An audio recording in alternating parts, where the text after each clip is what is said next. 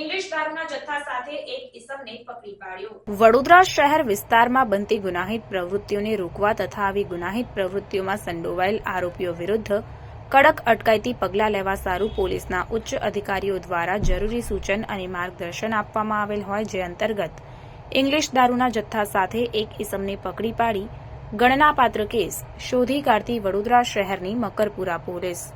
આ કામગીરી દરમિયાન અશોકભાઈ ડાયાભાઈ માળી નામક આરોપીની ધરપકડ કરાઈ છે, જ્યારે નહીં પકડાયેલ આરોપી તરીકે ધર્મેન્દ્ર ઉર્ફે શંભુ કનીજા, જેની અટકાયતના ચક્રો ગતિમાન કરાયા છે।